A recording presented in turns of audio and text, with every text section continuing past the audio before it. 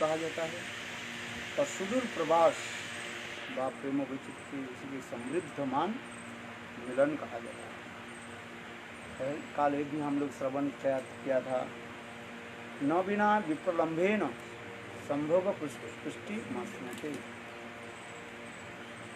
मिलन विरह बिना मिलन की जो है उत्कर्षता नहीं है।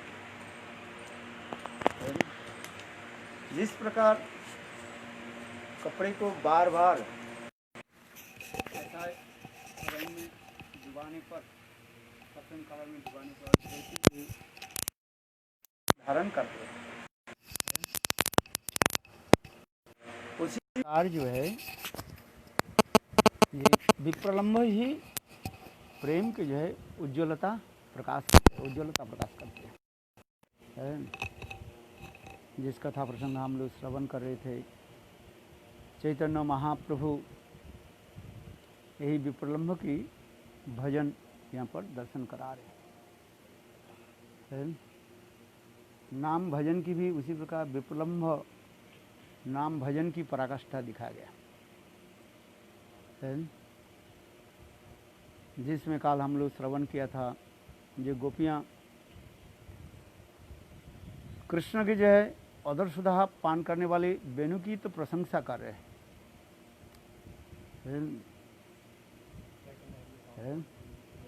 किंतु वास्तव रूप में वेणु के साथ वो क्या करते हैं, गोपियाँ ईर्षा करती है,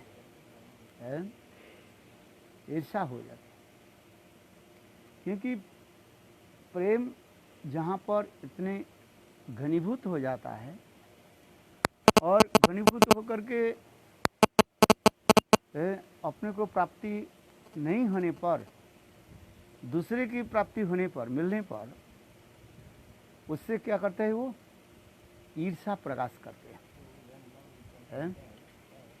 जिस प्रकार इस जगत में ही होता है ये, किंतु इस जगत में स्वार्थपर होता है, सेल्फिशनेस होता है। किंतु चित जगत में वो जो ईर्षा देश आदि जो है जो कुछ भी दिखाते हैं, सब कृष्ण प्रीति के लिए। कभी कभी गोपियाँ जो है विरह दशा में अपने की भी ये मानते हैं, हीन मानते हैं।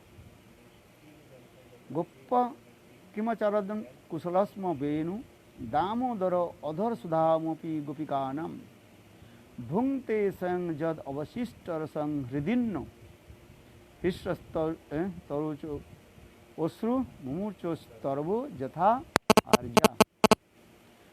और ये गोपियों, इस वेणु के ऐसे कौन सा पुण्य आचरण किया है कि वह गोपियों की प्राप्त अधार सुधा का पान करता है, उसका अवशिष्ट रस भी संपूर्ण रूप से पान कर लेता है, हम लोगों के लिए तनिक भी नहीं छोड़ता। सखरी, जमुना, मानसी गंगा आदि नदियाँ और सरोवर भी वेणु के सौभाग्य दर्शन कर कमल आदि पुष्प के रूप में रोमांचित हो रही है, तथा वृक्षगण प्रेम से अश्रुमोचन करते हुए, और वे वृक्ष मन ही मन सोचते हैं कि ये हमारे वंश में ऐसा एक वंशधर पैदा हुआ है जो आर्य पुरुषों के कुशल में एक वैष्णव संतान पैदा होने पर जो प्रसन्न होते हैं। यहाँ पर गोपियाँ कुछ विनम्र से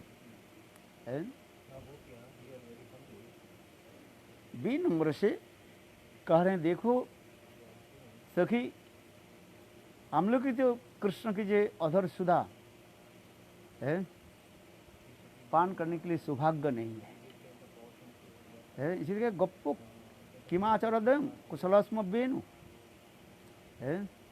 वेणु के ऐसे कौन सा पुण्य फल है जो सदा सर्वदा हमारे प्राण गोविंद की जो है अधर सुधा को पान कर रहे हैं। अर्थात उनकी पूर्वजन्म की ऐसी कोई तपस्या की बात हमें श्रवण कराइए, या हम लोग भी ऐसे तपस्या आदि करके वेणु जन्म लेकर के कृष्ण के सदा सर्वदा अधर सुधा पान करें। इसको कहा जाता है महाभाव की दशा हो जाता है। महाभाव की दशा में कहा जाता है, एक जो लक्षण कहा जाता है तिर्यक जोनि प्राप्ति करने की लालसा होती है। क्या जोनि? तिर्यक जोनि। मनुष्य जोनि अपेक्षा तिर्यक जोनि में यदि हम चले जाएं, पशु पक्षी अथवा पेड़ पौधे होकर के जन्म ग्रहण करें, तो गोविंद की संग प्राप्ति करने की हमें सौभाग्य प्राप्ति होगा। इसलिए कह रहे हैं, सखी तू बताओ वो वेणु के कौन सा सौभाग्य है? इसलिए किम आचरत अयम, यह वेणु जो है कुशलमस्म वेणु, स्म शब्द के द्वारा क्या बोलते हैं? विस्मित शब्द होता है, माने विस्मय, एस्टोनिशमेंट है, सरप्राइज। ये कौन सा वेणु? दामोदर अधर सुधा नाम ओपी गोपी का नाम। हमारे प्राण किंतु दामोदर के जो अधर सुधा है, जो गोपियों की एकमात्र जो है अधिकार है, वेणु के अधिकार नहीं है। किंतु वेणु कौन सा ऐसे कर्म किया जिसके फलस्वरूप हम लोग के जो प्राप्त धन को छीन करके, मानो है, और छीन करके भी नहीं है, अत्यंत ढीठ होकर के हम लोग के दिखा दिखा करके चिढ़ाते हुए हैं। देखो गोपियों, तुम लोग के जो धन जो है, प्रेम धन जो है, हम पान कर रहे हैं। तुम तो दामोदर कहते उनको है। मानो वेणु ये कहना चाहते हैं, ये देखो तुम लोग तो गोविंदो के बंधन कर दिया। कैसे बंधन किया? दामोदर अधर सुधानम। यहाँ दामोदर का निश्चय जशोदा दामोदर के उल्लेख नहीं हो रहा है, राधा दामोदर के ही सूचित हो रहा है। अर्थात एक समय कृष्ण रास से अंतर्ध्यान होने के पश्चात गोपियाँ ढूंढते ढूंढते फिर कृष्ण के जब प्राप्त किया, मिले, तब उस समय गोपिया ने किया कि श्रीमती राधिका ने किया कि कृष्ण के कमर में के साथ राधा जी के साथ उसके बंधन कर दिया था। जैसे माँ यशोदा बाल गोपाल को जैसे रस्सी के द्वारा उदुखल के साथ बांध दिया था, उसी प्रकार कृष्ण के जो है फूलों के मालाओं के द्वारा, पुष्प मालाओं के द्वारा माँ यशोदा रस्सी के द्वारा बांध दिया था।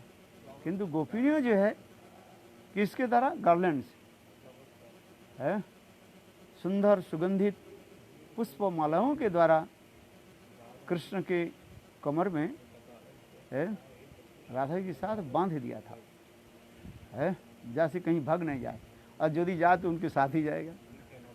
देखे होंगे सब कुछ समय जो है यहाँ पर ब्रज में भी कहीं वो देखोगे, कुछ गाय जो है बहुत धूर्त होता है, इधर उधर भगते रहते हैं। इसलिए गोपालक क्या करते हैं, ग्वाला क्या करते हैं, एक गाय के साथ दूसरे गाय के टांग से बांध करके रखते हैं। एक गाय दूसरे गाय के टांगों के साथ, पैर के साथ बांध करके रखते हैं। थोड़ा सा रस्सी जो है इसके टांग उसके टांग से बांध देते हैं। क्यों? तो जाएगी कहाँ? दोनों एक साथ में जाएगा है, और आगे पीछे नहीं जाएगा, और दूसरी जोर से भी वो दौड़ नहीं पाएगा। ठीक उसी प्रकार कृष्ण के साथ, राधा जी के साथ फूलों के मालाओं के साथ उसके कमर बांध दिया था। इसलिए कृष्ण के जो नाम जो है दामोदर नाम पड़ा गया। इसलिए वैष्णव लिटरेचर में, साहित्य में दो दामोदर कहा गया, एक जशोदा दामोदर वत्सल रस का, और एक राधा दामोदर माधुर्य रस का, श्रृंगार रस का जो होता है। राधा दामोदर, इसके दामोदर सुधाराम गोपी का नाम। जो राधा दामोदर की जो सुधा अमृत जो है वो गोपियों के लिए ही एकमात्र प्रेम संपत है। किंतु वो ये सूखा जो है लकड़ी माने बंसी और भी छेद युक्त है और भी अंदर में क्या है बिल्कुल खाली है? वो कैसे पान कर लिया है? भूंगते, और देखो गोपियां फिर कह रही हैं, देखो भूंगते स्वयं जद अवशिष्ट रसम, ऐसे पान कर रहे हैं वो बंसी, एक बूंद भी हमारे प्राणतंत्र के अधर सुधा अमृत को है नहीं छोड़ रहे है। जैसे हम भोजन करते हैं, जैसे काल कहा था ना, जे भोजन लंपट जो होता है, जो भोजन में इतने लंपट माने इतने खाने में इतने ये होता है, क्या बोले, बहुत स्वाद रखते हैं, वो क्या करते हैं, बोल थाली अथवा पत्तल में थोड़ा सा भी छोड़ते नहीं है। उच्छिष्ट रूप में कहीं तो रखना तो बहुत दूर की बात है, वो क्या करते हैं, चाट चाट करके पत्तल को जैसे साफ करते हैं। कुछ कुछ ऐसे भी करते हैं, पत्तल की भी खा लेते हैं। आज बंगाल में जो है केले के पत्तल के ऊपर जो है भोजन कराया जाता है, उसके शुद्ध सदाचार माना जाता है। हम लोग तो यहाँ पर क्या बोले स्टील बर्तन में खाते हैं, अथवा दूसरी कई पत्तल में खाया जाता है, किंतु बंगाल की कहा जाता है उसमें केले के पत्ते में खिलाया जाता है। वो भी केले के पत्ता होता है जो अत्यंत जो है सुकोमल पत्ता हो, समझे, उस सुकोमल पत्तल को जो है उसके ऊपर भगवत प्रसाद दिया जाता है। जैसे आप जगन्नाथ मंदिर में जाओगे, गए ना,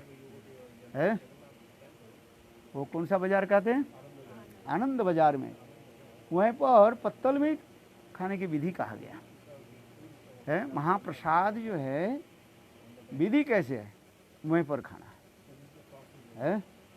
आज समझिए, ये दिखा गया है। महाप्रभु के समय जितने भक्त लोग जाते थे, वही जो है आनंद बाजार में सभी लोग प्रसाद पाते थे। घर में प्रसाद नहीं है, आनंद बाजार में। और वो प्रसाद कैसे दिया जाता है, केले के पत्ते में। तो जो भोजन लोलुप जो है, चतुर जो होता है, वो क्या करते हैं, जो पत्तल के चाटते चाटते ऐसे खा लेते हैं, पत्तल भी खा लेते हैं, बोले कहीं नहीं यहाँ पर थोड़ा सा प्रसाद रह जाए। तो यहाँ पर भी यही भी कहते जा रहे हैं, गोपियाँ कह रही हैं, देखो ये बंसी बा बेनु है, क्या करें, भूंगते स्वयं जद अवशिष्ट रसम है। अरे अधर सुधा पान को थोड़ा तो हम लोग के लिए रखो, वो भी नहीं है, पूरा भोजन कर लिया। और ऐसे बेनु की सौभाग्य देख करके वृंदावन आदि वृक्ष, वृंदावन के रहने वाले जितना भी पेड़ पौधे, यहाँ तक भी सरोवर आदि, मानसी गंगा जमुना आदि है, देखो कैसे हर्षोत्फुल्ल हो रहे हैं, आनंद में वो उत्साहित हो रहे हैं। क्यों, बोले चलो हमें तो नहीं मिला है, बोले कम से कम हमारे वंश में तो आए हैं। कौन, ये बंसी बेनु है, इसलिए अपने को भी गर्व अनुभव कर रहे हैं। जिस प्रकार शास्त्र में कहा गया, किसी एक वंश में एक वैष्णव उत्पन्न होता है, जन्म लेता है, इधर तक गुरु से मंत्र दीक्षा ले लिया और 4 नियम पालन करता है, उसके कोई शास्त्र ज्ञान नहीं है, कुछ नहीं है, तिलक लगाते हैं, कंठी धारण करते हैं, 4 नियमों के पालन करते हैं, और कभी कभी थोड़ा हरिनाम कर लेते हैं। इसको तो कनिष्ठ अधिकारी कहते हैं। ऐसे कनिष्ठ अधिकारी भी किसी वंश में जन्म ग्रहण करे, उनके वंश के लोग भी अपने के सौभाग्य मानते हैं। यहाँ तक भी नहीं है, पितृलोक में रहने वाले, पितरों के लोक में जो रहने वाले वो लोग ही प्रसन्न होते हैं। स्वर्ग में देवता लोग पुष्पवृष्टि करते हैं। पृथ्वी कहते हैं मेरे आज जीवन धन्य हो गया है, क्योंकि वैष्णव के ऐसे वैष्णव की चरण रज प्राप्त करते ही पृथ्वी कहते हैं मेरा जितने भी पाप जो है ये नष्ट हो गया। वैष्णव कितने महात्मा कर हैं, हम वैष्णव की समझते नहीं, कहते हैं ये वैष्णव नहीं है, अभी तो साधक नहीं है, ये है वो है, बहुत कुछ बताते जाते रहते हैं। है कि नहीं है? शास्त्र में लिखा है ना, हम साधक नहीं है तो हम क्या है, क्या गधा है क्या? अरे साधक तो है, साधक के परि सर्वोत्तम भाषा दिया गया। स्टूडेंट जब कोई एक बालक जब स्कूल में जब एडमिशन लेते हैं, लेने के साथ ही इसको क्या कहा जाता है? अब बताओ क्या कहा जाता है? विद्यार्थी कहा जाता है कि नहीं कहा जाता है? आपके बच्चा स्कूल में जब एडमिशन ले लिया जाता है, उसके नाम जब रजिस्ट्री कॉपी में जब लिख लिया जाता है, एडमिशन हो गया, एडमिशन होने के साथ ही साथ उसको क्या कहा जाता है? विद्यार्थी कहा जाता है? अच्छा चलो, उसको विद्यार्थी तो हो गया है, उसके उसी समय से उसके प्रिंसिपल कहते हैं देखो आज से तुम्हारी स्कूल के साथ संबंध हो गया, तुम्हारे नाम इस रजिस्टर में लिख लिया गया, तुम हमारी स्कूल के एक विद्यार्थी हो, है कहा जाता है ना, उसके समझाया जाता है भाई, समझाया जाता है तुम हमारे आज स्कूल का एक विद्यार्थी हो, है। अभी इसके पास भी किताब भी नहीं है, कुछ भी नहीं है, तो अब उसको क्या कहा जाता है? विद्यार्थी कहा जाता है। वही विद्यार्थी जो है पढ़ते पढ़ते 1 क्लास से 2 क्लास 5 10 क्लास, फिर है क्या बोलते हैं 11 क्लास 12 क्लास, फिर उसी मनुष्य जो कॉलेज में पढ़ते हैं, तब भी उसकी वही उसके टाइटल रहता है, क्या रहता है? विद्यार्थी कहा जाता है। 1 क्लास से ले करके एमए पीएचडी भी कर रहे हैं, तब भी उसको क्या कहा जाता है? विद्यार्थी कहा जाता है। आज समझ में? ठीक उसी प्रकार शास्त्र में कहा गया, किसी भी कुल में एक वैष्णव आ जाता है।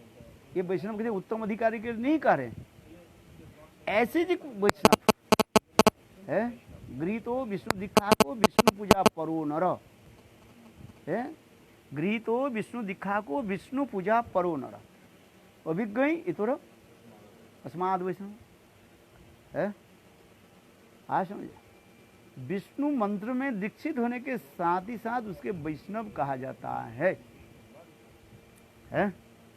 गुरु से नाम मंत्र लेने के साथ उसके वैष्णव हो गया, बस नाम उसके दृष्टि है। आज समझे, पर वैष्णव जो एक बार होता है पतन नहीं होता है। शास्त्र में जो कुछ भी कहते जाते हैं ये पतन हो गया, पतन में, अरे पतन किसको होता है? जो ऊपर में उठे तो गिर जाता है, ऊपर में जो मिट्टी पर चल रहा है क्या पतन हो जाएगा उसके बता। हम जो कहते हैं भाई ये पतन हो गया, पतन किसको होता है? जो ऊपर उठे हैं वो नीचे गिर जाए तो पतन होता है, और जो उठा ही नहीं है आप बताओ उसके पर गिरने के क्या क्या है? अरे गिरना फिरना नहीं है, सब है, ये सब लोगों के समझाने के लिए ये सब कहा जाता है। वैष्णव कोई पतन होता है, जो शास्त्र में लिखा गया वो दूसरी अर्थ में बताया गया है। लोग समझता नहीं है, कहते इसी को पतन हो गया। क्या पतन हो गया है? अरे भक्ति कभी नष्ट नहीं, भक्ति तो ट्रांसीडेंटल है, अपराकित वस्तु है। प्राकृतिक वस्तु है नष्ट होता है। देखो हमारे भक्ति में उसमें लिखते जा रहे हैं, अच्छी तरफ से पढ़ो। जब भी कहा जाए भक्ति नष्ट हो गया, ये हो गया, ये सब कुछ शब्दों की मल कहा जाता है। बात समझ में? इसको समझने के लिए प्रयास करो शब्द की मल है। हम इस संसार में रहते हैं, संसार की शब्द की उसी प्रकार कहे जाते हैं। इसके पतन हो गया, वो हो गया, वो हो गया, बहुत कुछ हम कहते जाते हैं। ये शब्द की माल कहा जाता है? क्योंकि भक्ति जिसके हृदय में आ जाता है वो पतन कैसे हो जाएगा? भक्ति तो अपराकित है, अपराकित वस्तु की कभी क्षय नहीं होता है, नष्ट नहीं होता है। जहां जहां पर ये शब्द कहा जाता है उसको ये समझना चाहिए वो क्या ढक जाता है। इसको समझो अच्छी तरह से। जीव गोस्वामी आदि टीका में इसको उसी प्रकार भी कहा गया है, ढक जाता है। जैसे लकड़ी में आग है? आज समझ में, एक जलती हुई लकड़ी है, आग है, और किसी कारण से आग बुझ गया। आग बुझ गया क्या है? नहीं, उसके में जो अंदर में आग है वो सफेद जो राग के द्वारा छाई भस्म होता है ना, उसके द्वारा क्या हो गया? ढक गया। फिर हवा जोर से चले तो आग क्या होता है? फिर आ जाता है। उसी प्रकार अपराध आदि के द्वारा जो कुछ भी नष्ट फस्ट ये सब लिखा गया है, इसी प्रकार समझाने के लिए है। जो समझते नहीं उसके क्या समझाएंगे है? क्योंकि शास्त्र के दो प्रकार के अर्थ होता है, एक साधारण अर्थ होता है, एक विशेष अर्थ होता है? भक्ति यदि नित्य हो है तो भक्ति के नष्ट कैसे हो जाएगा? भक्ति के नष्ट वो क्या होता है? वो कवर हो जाता है, आवृत हो जाता है? इसको समझो। वैसे पहले हम उसकी समझते नहीं हैं, फिर उसको लेकर के हम प्रजल्प आदि करते रहते हैं। ये गिर गया, वो गिर गया है, फल डाउन हो गया, लॉकडाउन हो गया फल डाउन, लॉकडाउन ये सब हम लोग बोलते रहते हैं। अच्छा बताओ, ये सच है कि नहीं कि यदि हम भक्ति के यदि सच्चिदानंद माने तो उसे भक्ति नष्ट कैसे होगा? प्राकृतिक वस्तु के नष्ट है, ध्वंस है, और प्राकृतिक वस्तु के ध्वंस नहीं है। आज समझ में, इसको विचार बहुत गंभीर है। आज प्राकृतिक वस्तु के ध्वंस है, जिसके उत्पत्ति है उसके विनाश है। इसको समझिए अच्छी तरह। जिसकी सृष्टि है उसके विनाश है, और जिसकी सृष्टि नहीं है उसके विनाश नहीं है।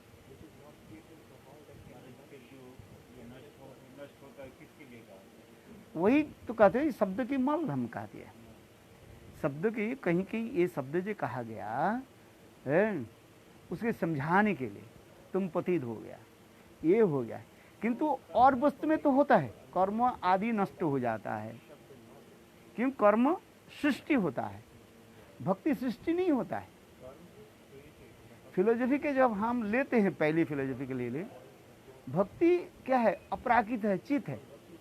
प्रश्न करो, पंडितों का प्रश्न करो भाई, जिसकी सृष्टि है उसके ध्वंस होता है। सृष्टि किसको होता है? जड़ वस्तु की सृष्टि होता है, जड़ वस्तु ध्वंस हो जाता है? और जिसकी सृष्टि नहीं है उसके ध्वंस कैसे होगा? किस वस्तु की सृष्टि नहीं है? अपराकृतिक वस्तु की सृष्टि नहीं है, वो नित्य है। केवल प्रकाश और प्रकाश के रूप में हम व्यवहार करते हैं। इसके समझ नहीं, जो समझे समझे, नहीं समझे तर्क के द्वारा कुछ नहीं है।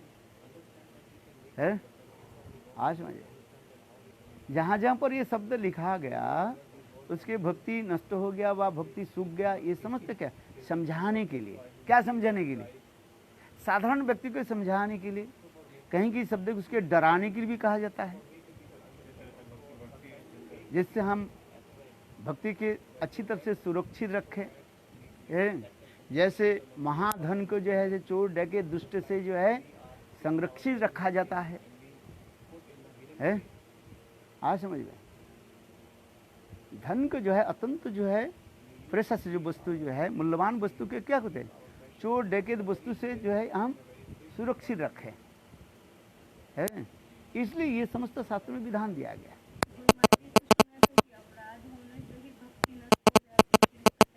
अरे वही अपराध जो होता है नष्ट नहीं होता है। आप जो सुना है गुरुदेव के वचन को समझो, वो क्या होता है, ढक जाता है। अपराध के द्वारा जो नष्ट हो जाता है, नष्ट शब्द जो होता है वो शब्द इसलिए कहता है ढक जाता है। सब ही उसको सब उसी प्रकार कहा जाता है, सब उसी प्रकार जो है इसको भगा। आज समझे शास्त्र में वो तुम्हारे साथ खेलना चाहते हैं भैया।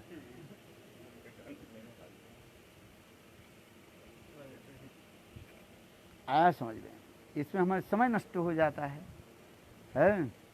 इसलिए शास्त्र में कहते हैं कि प्राकृत वस्तु अप्राकृत वस्तु, प्राकृत वस्तु के ध्वंस है, अप्राकृत वस्तु के ध्वंस नहीं है, अप्राकृत वस्तु की सृष्टि नहीं है। हम फिलोसफी के पहले रखें, जिस वस्तु की सृष्टि नहीं है उस वस्तु के ध्वंस नहीं है, और जिस वस्तु की सृष्टि है ध्वंस है। स्थित कर ब्रह्मांड भ्रमित के भाग्यवत भाग्यवान जीव है। गुरु कृष्ण प्रसाद भाई भक्ति लता बीज। भक्ति लता बीज क्या है? सेवा वासना। तुम्हारे हृदय में वो वस्तु है, उसको क्या करना है? जागृत कराना, प्रकाशित कराना है। इसलिए भागवत में कहते हैं अग्नि सर्वत्र है। श्रीमद् भागवत में वर्णन होते जा रहे। अग्नि सब में पांच प्रकार की जो है क्या बोले एलिमेंट्स जो है अग्नि है। वो अग्नि के क्या करना है? प्रकाशित करना है। जिस वस्तु में जो नहीं है उसके प्रकाशित नहीं कर सकते हैं। पत्थर में अग्नि है कि नहीं है? कैसे है? पत्थर में अग्नि थोड़ा आता है, जलता है तो रगड़ने से प्रकाश होता है, तो उसके साथ लकड़ी में अग्नि है किंतु ये लकड़ी का जगह जला नहीं रहे। किंतु वही दो खंड लकड़ी के यदि हम घर्षण करें वो क्या होगा? प्रज्वलित हो, वो लकड़ी को जला देते हैं। तो वस्तु के हमारे हृदय में जो है नित्य सिद्ध कृष्ण प्रेम साध्य को बुनाए श्रवणादि शुद्ध चित्ते करो उदय। उदय शब्द क्यों अर्थ होता है? प्रकाशित करना है। जैसे सूर्य उदय शब्द लिखा है, उदय शब्द के वो है केवल उसके समय के अनुसार हमें हमारे दृष्टि के निकट आ जाता है कि नहीं? हमारे तुम्हारे हृदय में है। चैतन्य चैतामृत में कस्तूरी मंजरी कृष्णदास कविराज गोस्वामी जी लिख रहे सत्य है। नित्य सिद्ध कृष्ण प्रेम साध्य को भुना है, साधन के द्वारा प्राप्ति नहीं हुआ है। आज समझिए, ये पत्थर में जो है अग्नि है, दूसरी से लेकर के नहीं आता है, वो उसमें है। वो केवल उसके क्या करना है? आपको प्रकाशित करना है? बस इतना ही तक है। आज समझिए, यही है बस, इतना ही तो हमें समझ में आ जाए। इसलिए कहते हैं नित्य सिद्ध कृष्ण प्रेम साध्य को भुना। साध्य के साधन के द्वारा जो वस्तु प्राप्त हो उसके साध्य कहा जाता है। इसलिए कहते हैं नित्य सिद्ध कृष्ण प्रेम वो है तुम्हारे में है। वो कैसे है? अत्यंत सूक्ष्म रूप में है। उसके प्रकाशित करना है। यही तो लोगों के समझ में नहीं आता है। जो जिस संस्कार में हो गया, जिस कथा सुनते सुनते जिसको दिमाग में जो हो गया, जो किताब पढ़ लिया और वही उसको मानते जा रहे हैं। जहाँ जहाँ पर डिमिसिंग शब्द व्यवहार हो रहा है, जो अपराध होने से वो उसके डिमिसिंग हो जाता है, माने घट जाता है। ये समस्त जो है उसके आधार के कहते जा रहे हैं। जैसे कोई माधुर्य भाव में था, अपराध होने से क्या हो जाता है?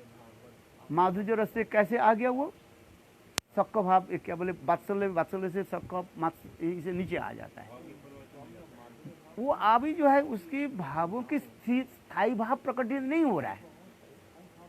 ये समझ में नहीं आता लोगों का। जब तक स्थायी भाव में नहीं आ जाता है, आज समझ में, तो उतार पर चढ़ा चलते रहता है। यही समझ में नहीं आता है तो कहते हैं भी, और दूसरे अपने अपने सिद्धांत दे देते हैं। स्थायी भाव के तो इसलिए स्थायी भाव के विशेष, स्थायी भाव के डेफिनेशन क्या दे रहे हैं? स्थायी भाव होते से कोई परिवर्तन नहीं होगा, सीधी बात है। स्थायी कहते हैं ना, हम स्थायी बासिंदा है, वही रहता है स्थायी, स्थिर होकर के। स्थिर शब्द से स्थायी हुआ कई शब्द नहीं। हम भारतीय की स्थायी बासिंदा है, हमारे जन्म ही यही है, हम अमेरिका से नहीं आए हैं। आया समझिए, हमारे जन्म कहाँ हुआ है? भारत है, इसलिए हम भारत के स्थायी बासिंदा। उसमें लिखते हैं भारत के जो स्थायी बासिंदा, और अस्थायी बासिंदा लिखते हैं जो बाहर से आए, घुसपैठ करके आए हैं, अथवा दूसरी प्रोसेस से अपने इंडियन सिटीजनशिप ले लिया है। आज समझिए, आज समझिए, उसके तो कहते जा रहे हैं, किंतु उसे कहा जाता है तो स्थायी बासिंदा नहीं है। इंडियन है तो इंडियन है, जैसे कोई फ्रांस में जन्म लिया, यहाँ से वो सिटीजनशिप ले लिया, वो लिख रहा क्या? इंडियन, सिटीजनशिप इंडियन लिख दिया, किंतु वास्तवता नहीं है वो तो जबरदस्ती ले लिया।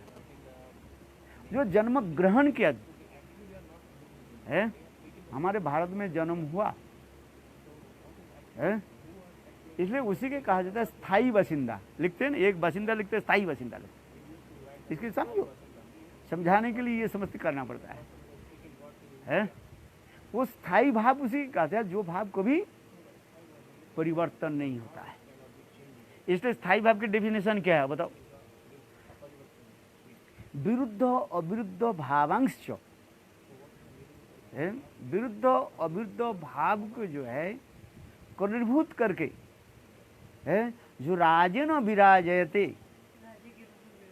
है, उसके कहते स्थायी भाव काल है। जैसे एक राजा है अपने अनुगत जन और अपने विरोधी जन के जो है क्या करके अपने प्रभाव के द्वारा नियंत्रण करके रखते हैं, और अपने स्वयं उज्ज्वलता के रूप में प्रकाश होते हैं। उसी की तो कहा जाता है। इसलिए कहते हैं विरुद्ध अविरुद्ध भावांश, विरुद्ध अविरुद्ध भाव। फिर कहते हैं जैसे राजा अनुगत जन के द्वारा क्या रखते हैं, उनके करके रखते हैं, और जो अनुगत नहीं है उनके क्या करते हैं, उनके 4 प्रकार की विधि के द्वारा उसको रखते हैं, साम दाम दंड भेद दे करके। आज समझिए, इसलिए तो कहते हैं, देखो स्थायी भाव के जो परिभाषा उसी को कह रहे हैं, विरुद्ध अविरुद्ध भावांश, विरुद्ध अविरुद्ध भावों की जो कड़ीभूत करके राजेन, राजा के भांति क्या कहते हैं, विराजमान होते हैं।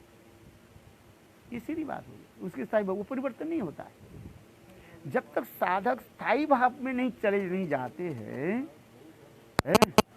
तब उनके जो है ये सब कुछ अप डाउन होते रहते हैं। आज समझ में नहीं, तब अपराध हो जाए तो वह फिर नीचे आ जाएगा ऊपर जाएगा। इसके लिए कहा जाता है जब कोई स्थायी भाव में आ जाता है तो उसके पतन नहीं होता है, ना कुछ होता है। इसको जब हम अच्छी तरह से अमल करते हैं तब और कोई भावना नहीं रहता है, चिंता नहीं रहता है। क्योंकि स्थायी भाव में जब पहुंच जाए,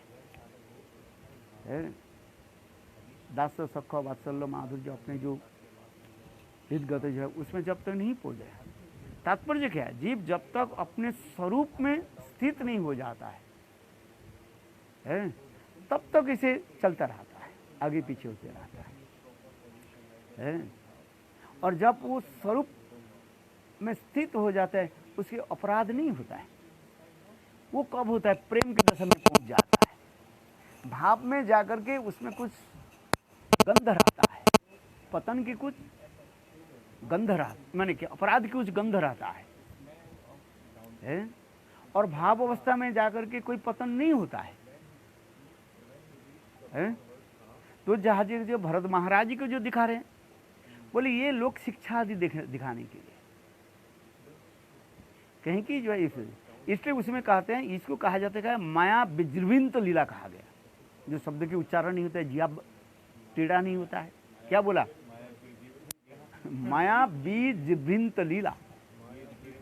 हाँ, वही तो होता है।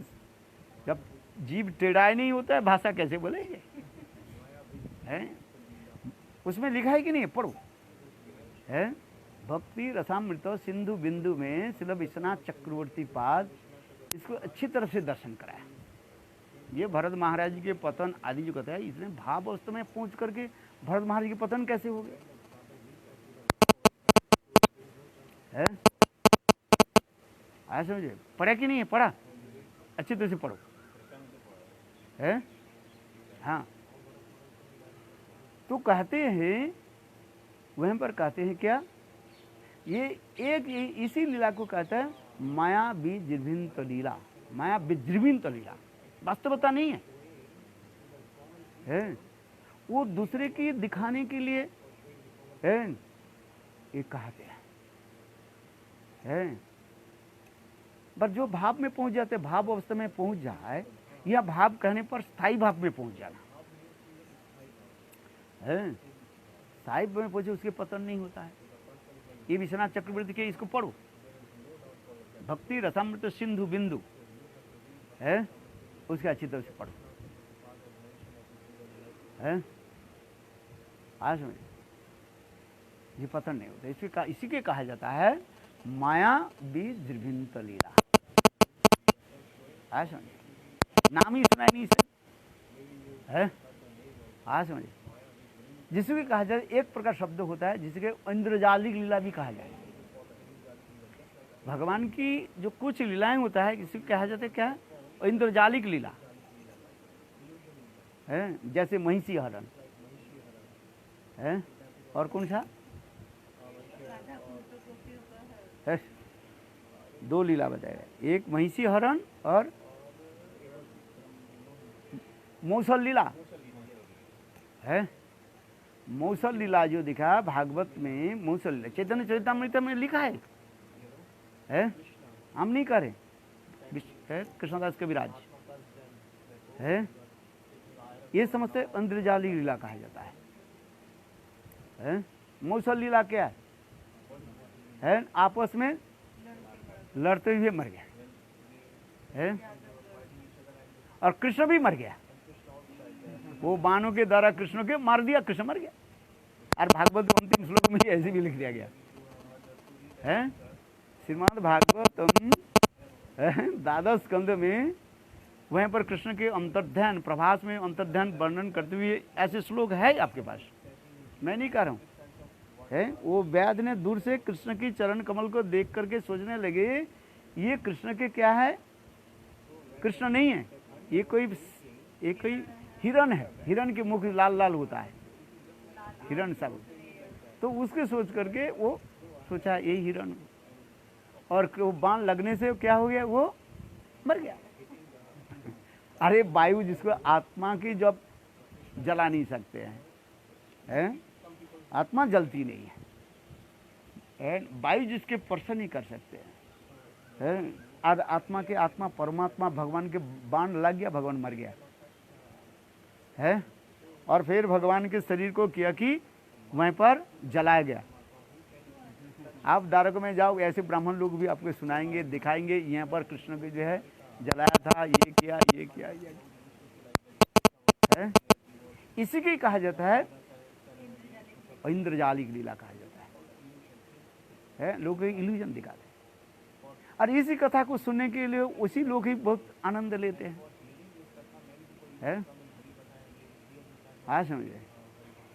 और उसी कथा को रोचक करके भी और भी कहते हैं, ये वो वैद क्यों मारा कृष्ण को ना, वो रामचंद्र है, वो बाली के मारा था, वो बाली जो है वैद होकर के आए और उसके बाण मारे, आज वही कर दिया।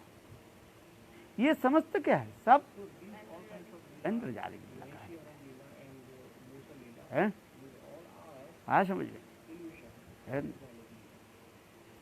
ऐसे निर्बोध लोगों के लिए, निर्बोध समझते हो, कम बुद्धिमान लोगों के समझाने के लिए, बात रोचकत्व उत्पन्न कराने के लिए ये सब कहा जाता है, हाँ समझ में। चलो उसमें आनंद आता है उसका, किंतु वास्तवता नहीं है। जैसे उदाहरण मैं देता हूँ ना कभी कभी, है वो मादारी के उदाहरण देते हैं। राजा के सभा में वो मादारी ने किया कि एक खेल दिखाया, जैसे रानी ने एक हार उपहार दी, और वो हार को लेकर के मादारी के दो बेटा जो है छीनने लगे है, और इतने समय वो दो बेटा, मादारी के दो बेटा तलवार निकाला और दोनों गला काट ली। और उसको देखते देखते उसके मादारी के पति ने बोले मेरे दो बेटा मर गया, और वो भी क्या कि गला काट लिया है। मादारी की पत्नी के दो बेटा और पत्नी चली, मादारी बोले हमारे जीवन क्या बेकार है, और मादारी ने किया कि वो तलवार लगाया और अपने गला काट लिया, मर गया। सबके सामने देखते देखते 4 मृतदेह पड़ा रहा, सब लोग देख रहे हैं। राजा रानी दुखित हुए, सभा के सब लोग हाय हाय करने लगे। और देखो आश्चर्य की बात है, उसकी चारों शरीर को जो है जला दिया गया सबके सामने है, अंतिम संस्कार हो गया है, आश्चर्य की बात। और दूसरे दिन उठावनी है, उठावनी होते हैं ना है, उठावनी के लिए राजा ने उस सभा में जो है शोक प्रकाश करने के लिए आए, और रानी बहुत दुखित हुए, सबसे रानी दुखित हुई। क्यों? रानी कह रही मैं हार नहीं देते, 4 की मौत नहीं होते है, 4 व्यक्ति के गम नहीं होता है। और राजा रानी दोनों खड़े होकर के भाषण देने के लिए जा रहे थे, इतने समय डकिया आई। डकिया समझते हो? पोस्टमैन। डकिया आकर के महाराज आप अपने भाषण देने के पहले इस पत्र को पाठ कीजिए। पत्र में पहले लिखा था महाराज उस दिन आपको मैंने जो खेल दिखाया और उससे महारानी जो हार उपहार दी है, और आज मैं आपके पास आ रहा हूँ, आज हमें कौन सा उपहार देंगे आप निर्णय कीजिए। ऐसे कहते वही चारों जो है, वही मादारी, उसके पत्नी, उनके 4 बेटा सभा में आ गए। राजा रानी और सब सभा के लोग देख करके आश्चर्य हो गए, ये कैसे हो सकता है? अरे जिसको मर गया, जिसके अंत्येष्टि दाह भी संस्कार कर दिया, वो कैसे जिंदा है? तो वही कहते हैं महाराज, इसी की कहा जाता है इंद्रजालिक है। इंद्रजालिक इल्यूशन तैयार करते थे, बड़े बड़े सरकास दिखाने वाले जो होता है वो दिखाते रहते, लोग के आश्चर्य बना दे है। आज समझे, भारतवर्ष में सबसे बड़े जो है इंद्रजालिक कौन थे? पीसी सरकार के नाम से, प्रदीप कुमार सरकार, पीसी सरकार के नाम है। भारत विख्यात तो इंद्रजालिक था वो। आजकल तो अनेक में सरकस दिखाते रहते हैं। आज समझे, सबके इंद्रजालिक कहा जाता है। अनेक मंत्र तंत्र अथवा आंखों के ऊपर एक पर्दा डाल करके आपको दिखा दे। अरे गला काटने से बचता है कोई? मरता है? वो तो तुम्हारे को दिखा रहे हैं, तुम सोच रहे हो वो गला काट रहे हैं, किंतु वो तुम्हारे आंखों के ऊपर पर्दा डाल देते हैं, मंत्र आदि देके तुम्हें तो वो कर देते हैं। हाँ समझिए,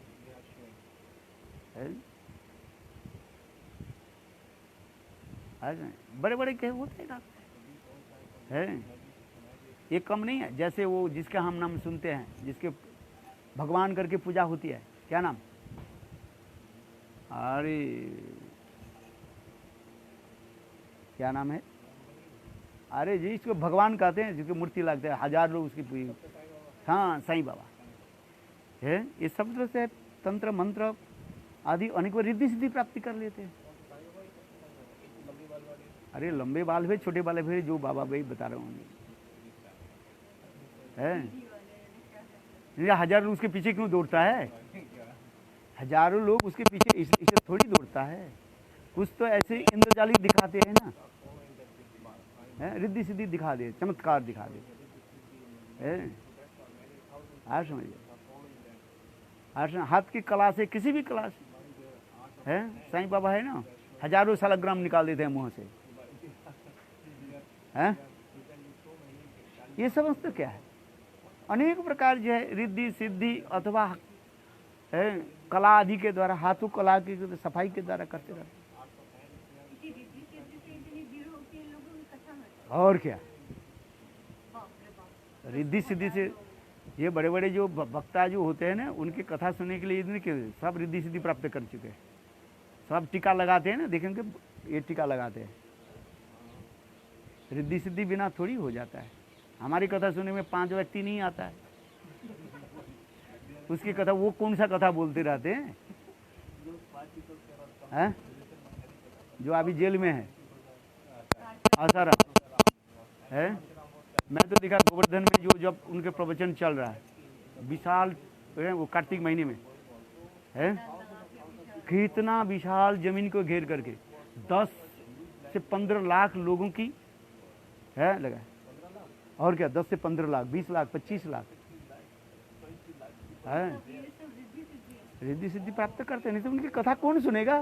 कौन सा कथा कौन सा बोलता है वो है? इधर उधर के बात बोलते रहता है, सब ग्रामीण कथा बोलते रहता है। भागवत की एक श्लोक पाठ कर लेते हैं, बार इधर की कथा उधर है। और लोग 2 घंटा बैठा रहता है। हमारे 1 घंटा बैठने में उसके कमर में दर्द हो जाएगा है। तो इतने समय तो कैसे बैठा रहता है? अब ये तो विचार करो है भाई। ये जितने भी है ये सब क्या होता है? रिद्धि सिद्धि लोग के चमत्कार दिखाते हैं। इसलिए तो लोग पीछे, किसी के कुछ चमत्कार दिखा लोग तो पीछे दौड़ता है, ऐसे थोड़ी दौड़ेगा है। शुद्ध भक्ति की कथा कौन सुनेगा? उल्टी सीधा कथा बोलो। और देखते हैं ज्यादातर जो कथा बोलने वाले होते हैं ना, वो ये लगाते हैं, वो बिंदी फिंदी, उसमें रिद्धि सिद्धि रखते हैं। मंत्र आदि जप करते हैं, देव देवी के मंत्र आदि जप करते रहते हैं। आज समझे, काली दुर्गा आदि, उसके भक्ति के साथ कोई संबंध नहीं है। असंग भक्ति नहीं करते हैं ना वो एकादशी पालन नहीं करता है।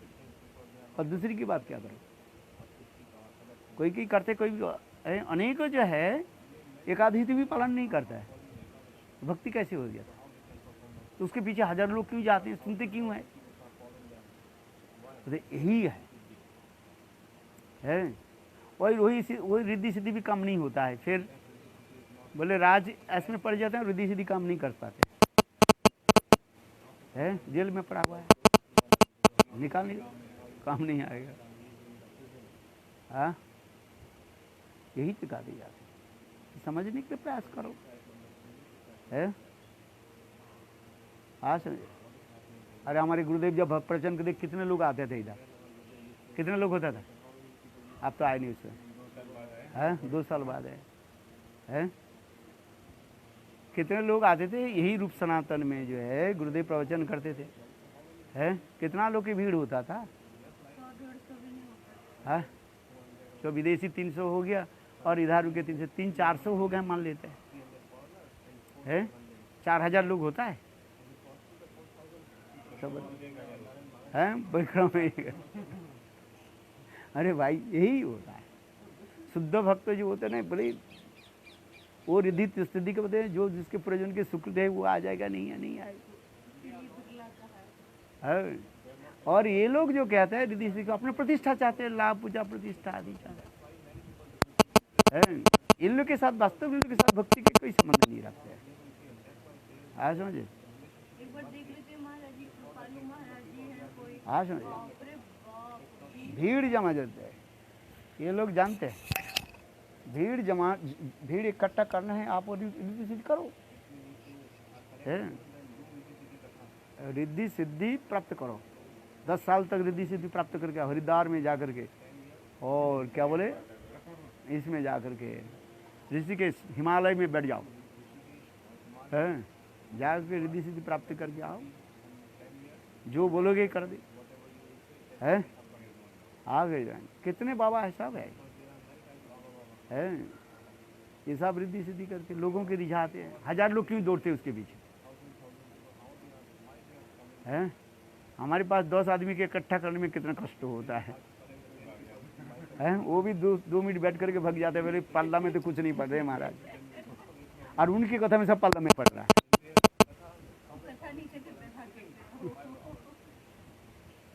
समझ में है, ये लोग ऐसे रिद्धि सिद्धि कर देते हैं आपको। जो उसके बंदी चक होता है ना, उसके ऐसे बंदी चक करता है उसके कोई होता है, उनके पास जाओ, वो बताते जाते हैं, बंदी चक होता है। उतने एरिया में आ जाने से आप जाओ नहीं पाओगे, जाने नहीं देंगे आपको, है हाँ समझ में। ये जो बाबा जो है, क्या नाम है वो, अरे चट, वो बल्ले बल्ले बाबा जी है। जय गुरुदेव, जय गुरुदेव की भीड़ देखा कि नहीं देखा है, वो ऊंचा ऊपर बढ़ते हैं, कम से कम 10-20 हज़ार लोग उसके दर्शन कर सकते हैं। देखा आपने जय गुरु के बाबा को देखा ही नहीं? हाँ, वो हम लोग जो जाते हैं उसके जय गुरुदेव मंदिर है? तो ये सब ऐसे तो क्यों होता है, है यही कारण है और कुछ नहीं। चलो, हम तो कहाँ की कथा बोलने जा रहे थे, कहाँ की, इसलिए जो कहते हैं वैष्णव जो कहते हैं, हाँ हाँ समझो, है। और जहाँ पर ये सब जो इंद्रजालिक होता है उसमें भक्ति अंतर्ध्यान हो जाता है, भक्ति नहीं होता है, ना सुनने वाले के ना सुनाने वाले के,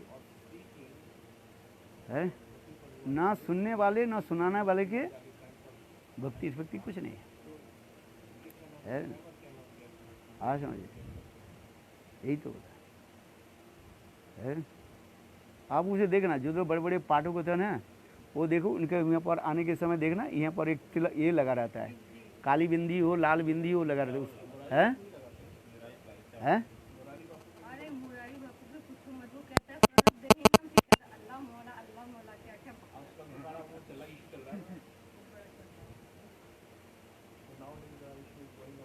अच्छा चलो, हम जिसको कहते हैं, अब इस समय 7 बजे हैं, आज कीर्तन नहीं हुआ, अभी 9 बजे से शुरू। हाँ अच्छा है, तो इसलिए कह रहे हैं, यहाँ पर कह रहे हैं, ये देखो, ये बंसी की पूरे जन्म के इतिहास में बताओ, गोपियाँ कह रही हैं, महाभागवती गोपियाँ अपने दीनहीन होकर के बंसी की कथा में सुनाओ, है बंसी के कितने सौभाग्य है?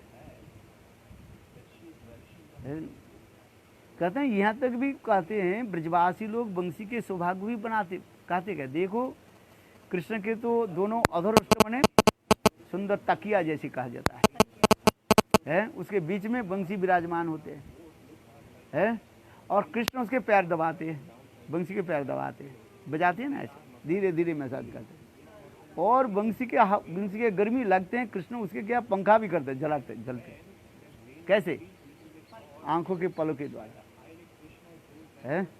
ये गोपियों की भाव है, कितना सुंदर मधुर भाव, ब्रज भाव है, आज समझे।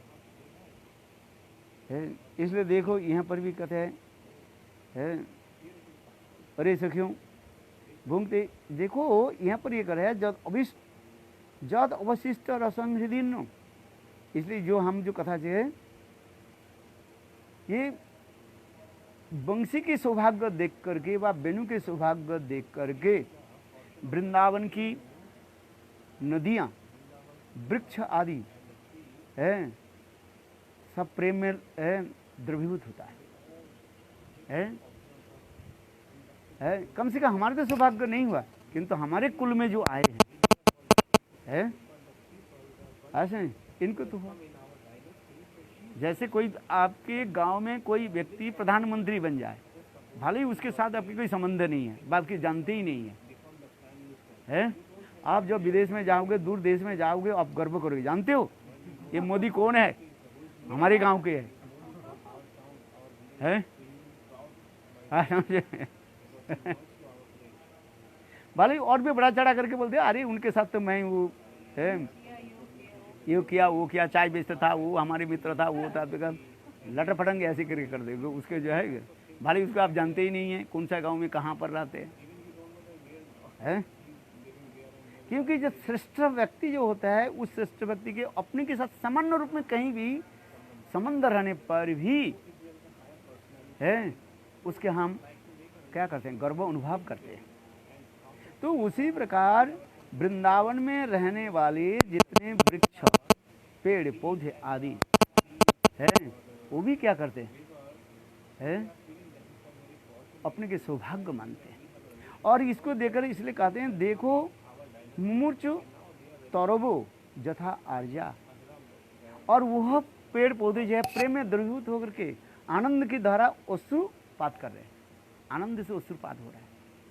चलो हमारे भाग्य में नहीं है, इनको तो है, हमारे तो वंश में आए, ये वर्णन करते जा रहे हैं। ये है क्या हो गया, गोपियों की दैन्य हो गया। और फिर आगे जाकर के ईर्षा भाव भी होगा। प्रेम में कभी दैन्य और कभी हर्ष, कभी ईर्षा होता है। ये समस्त अनुभव चलते रहते हैं। प्रेम राज्य में यही होता रहता है? इसलिए कह रहे हैं, देखो तो एक गोपी दूसरे गोपी से कह रही है, हे सखी, इस नीरस काष्ठ के बेनु ने कौन सा महापुरुष ये महापुण्य का अनुष्ठान किया था, जिसके फलस्वरूप एकमात्र गोपियों की उपभोग श्री कृष्ण के अधर अमृत का यथेच्छ एवं स्वतंत्र रूप से प्रचुर मात्रा से आस्वादन करता है, हमारे लिए एकमात्र भी नहीं छोड़ता है। इस वेणु का यह सौभाग्य देखकर मानसी गंगा आदि सरोवर एवं कमल विकास के छल से पुलकित हो रहा है। देखो, अपने वंश में किसी भगवत प्रेमी संतान को देखकर कुलवृद्ध जैसे अश्रु प्रवाहित करते हैं, ऐसे सभी वृक्ष उसके साथ संबंध जोड़कर मधुधारा चरण के बहाना से मातो नेत्र से आनंद अश्रु प्रवाहित कर रहे हैं। गोपियों के भाव कैसे है? वह वृक्ष से मधुमक्खी की छत्ता जो है उससे टपक रहे हैं, मधु टपक रहा है। और गोपियाँ कह रहे हैं, देखो ये वृक्ष कैसे प्रेम से अश्रुपात कर रहे, रो रहे हैं। कृष्ण के साथ मिलन के लिए अत्यंत उत्कंठित अधीरा वज्रमुनिया अत्यंत अधीर हो उठी और कृष्ण की रूप माधुर्य की स्फूर्ति होने के साथ ही साथ अधूर पर विराजित वेणु का देखकर वेणु के दुर्लभ सौभाग्य की भावना करने लगे। वे अपने लगे, यह सखी, यह वेणु महासौभाग्यवान है, इसमें तनिक भी संदेह की कोई बात नहीं है। अच्छा, वेणु के सौभाग्य क्या है?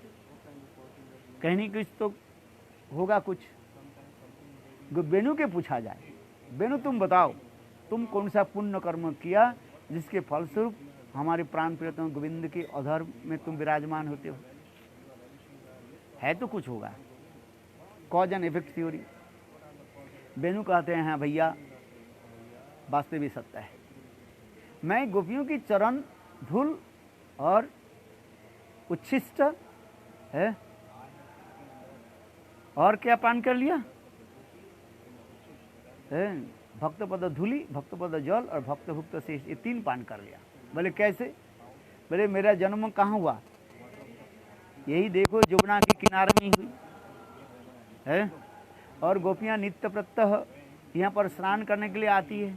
गोपियों के चरण धूल हमारे सिर पर पड़ गया है। और गोपियों की क्या हुआ? चरणोदक हम पान किया है।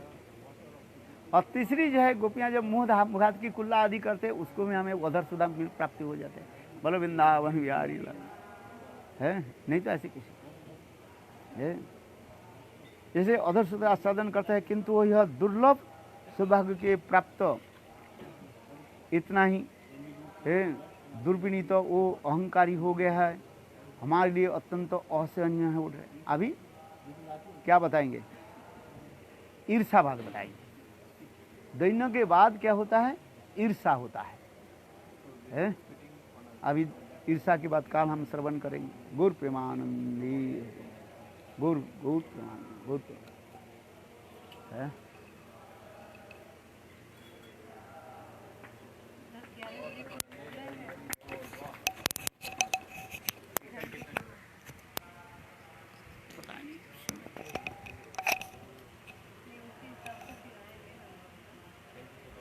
ऐसे भी विचार नहीं किया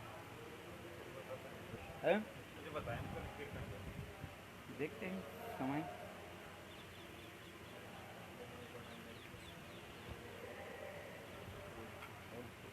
I checked this.